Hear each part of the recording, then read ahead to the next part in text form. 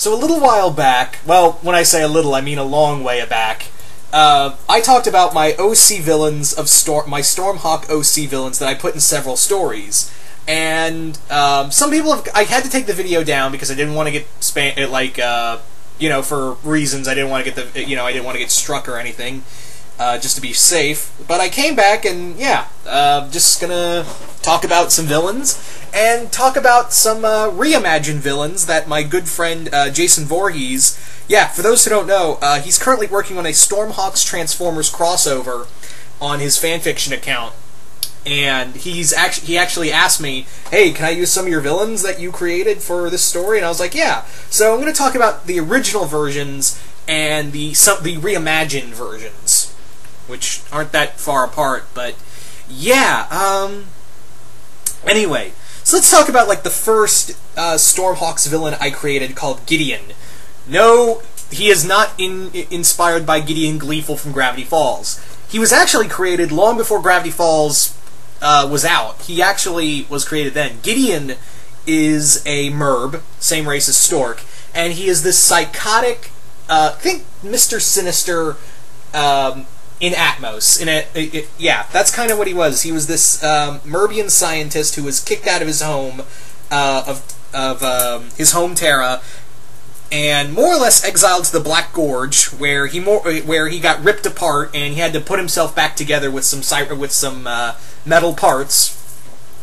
Eventually, he found his way to working with the Cyclonians, but even the Cyclonians were like, "Dude, you are fucked up," and locked him up. He was under the service of Master Cyclonus' grandmother. Then Master Cyclonus let him out to help with these things called the Black Chapter Files, which are more or less these files that are basically like these forbidden things that that Gideon did for the previous Master Cyclonus, and what she did with them, what he worked with her, and it went from cloning to cybernetics to robotics to genetic engineering to basically think everything that everything wrong with you could do wrong with science. And yeah.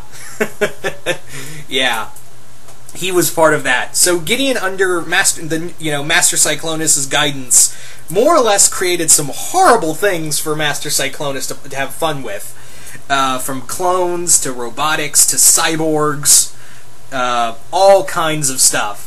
So Gideon was kind of like the first villain I created for that.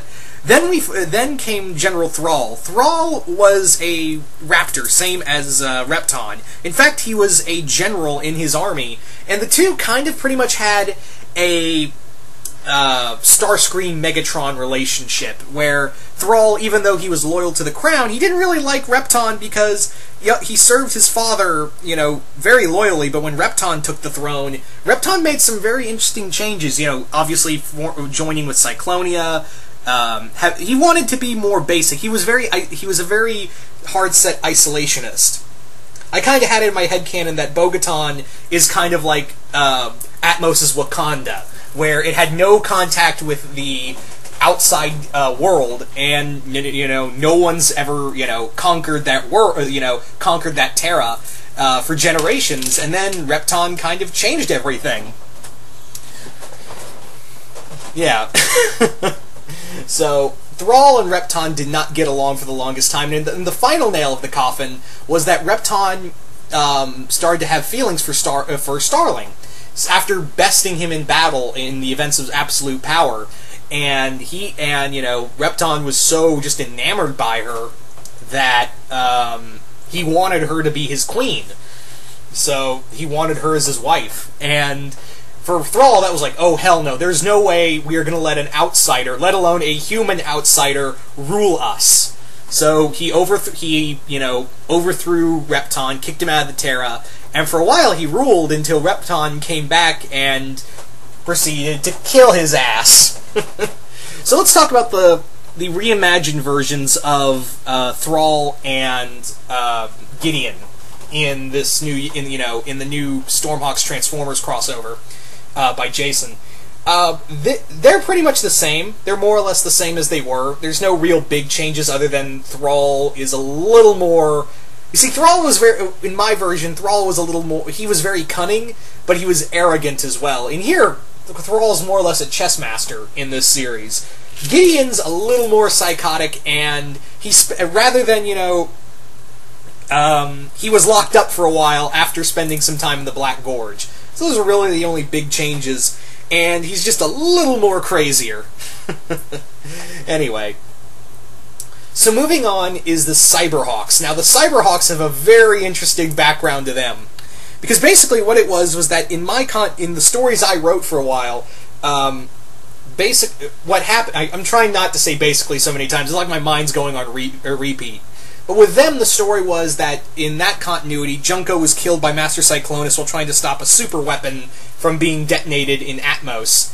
And Cyclonus ordered Gideon to clone Junko, but he didn't really have enough DNA material to get it all the way through. So he added some cybernetic parts and had this Cyber Junko work for her until eventually Cyclonus managed to get more DNA samples of the other Stormhawks and thus created the Cyberhawks, which are cybernetic clones of the Stormhawks. Think of them like they were like the Psycho Rangers from Power Rangers in Space. Well, Power Rangers Lost Galaxy, excuse me. But yeah, they were pretty much like the Psycho Rangers. They had a lot of the personality of the original Stormhawks, but they were a little more aggressive and psychotic. And the Cyber Arrow was he was just a straight up bastard. But yeah, he was kind of like, I know I kind of compared them to the Psycho Rangers, but the cybernetic clone of Arrow was a lot like Thalog from Gargoyles. That's the best way I could describe. He was pretty much a lot like Thalog. He was devious, he was very hard to control, and he more or less kept the other Cyberhawks under his thumb, out of fear of him killing the others. Because he pretty much says, like, he pretty much told the Cyberhawks straight up, hey, I can just kill you and clone another one. A more obedient one, so shut the fuck up. Yeah. Are the Cyberhawks going to show up in this new crossover universe by Jason? I'm not saying a word. Yeah. Anyway. What else was it? What are the other major villains I really want to talk about? Oh! Raven and Crow. They're pretty much the same character, more or less. Raven and Crow are pretty much the same character, just little different backgrounds in different continuities of stories. Sometimes I'll take a character and reinvent them, and that's kind of the case with Raven and Crow. You see, Raven, in the first time around, was created as a genetic clone made from Cyclonus and Arrow's DNA, made by Gideon, and he was like this, he was meant to be the replacement for Dark Ace, and he was pretty good too. I mean, he had, Cyclonus's just intelligence and savagery mixed with Arrow's skill, and that was a deadly combination. Crow was kind of like the same way, but Crow was the genetically cloned, child of Piper and Cyclonus. Cyclonus wanted a perfect heir for Cyclonia, and she believed, if Piper wasn't going to be her successor, she was going to have so Crow was created to be that successor.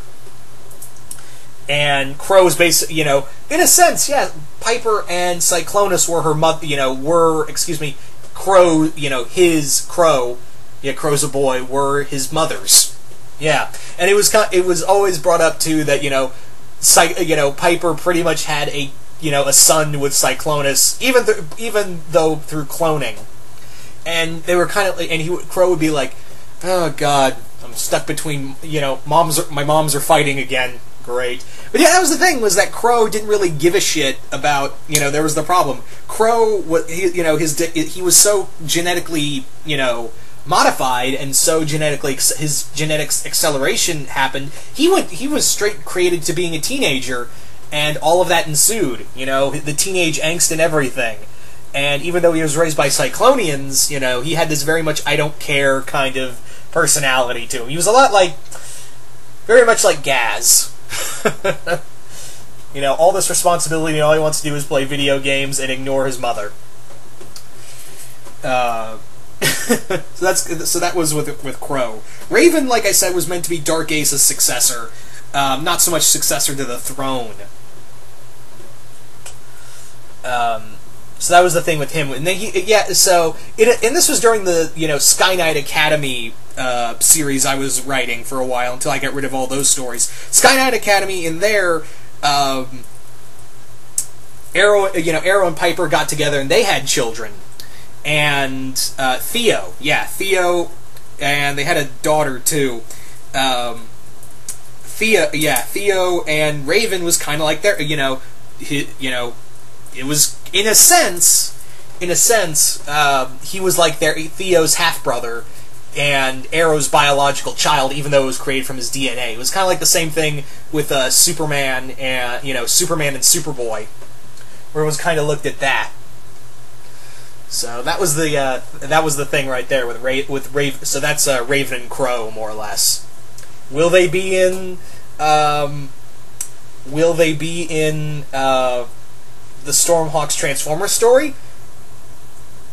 Maybe, maybe not. We haven't really, discussed those characters yet. We haven't really discussed those characters, Jason and I, really. So we haven't really talked about those characters in particular. But yeah, what were some other characters that I wanted to talk about? What are some other characters I really wanted to chat up on? Oh yeah, Quentin Flintlock. Quentin Flintlock was he was more or less Hondo from Clone Wars in the Stormhawks universe. Quentin Flintlock was this smuggler / pirate, and he was kind of an asshole, but he was an asshole with a code. And he always wanted to sleep with Piper. Even though Quentin was like in his late 20s, early 30s, and he was just like, God, I want to just hit that so hard, that tight little 14-year-old so hard. Why do you want to punch Piper? And Finn would be like, why do you want to punch Piper? Oh, I'm gonna punch her with something hard. Yeah, as you can tell, he was just very chauvinistic, Whenever he sees a girl, whenever he sees jailbait, more or less, he goes from zero to I want to fuck it. Yeah, he had a thing for, like younger girls, because he didn't want to admit to himself that he was going through a midlife crisis, and he was just this chauvinistic asshole. I mean, he did some horrible things, but at the same time, he would help the Stormhawks and help the Cyclonians. And he would always just, again, hit on Piper whenever he got the chance. Anyway, so there's Quentin Flintlock. Then we have the God Machine. Oh boy, the God Machine. The God Machine kind of went under some renovations a few times over. But more or less the thing stayed the same. The God Machine was this giant living computer, and it helped create thousands, if not millions. The thing is that no one really knew in Atmos how old the God Machine was, and it more or less helped create life on Atmos. And it kind of thought to itself, well, this thing I created is kind of useless now. It's stupid. I'm going to get rid of it and start a new life. Start over again.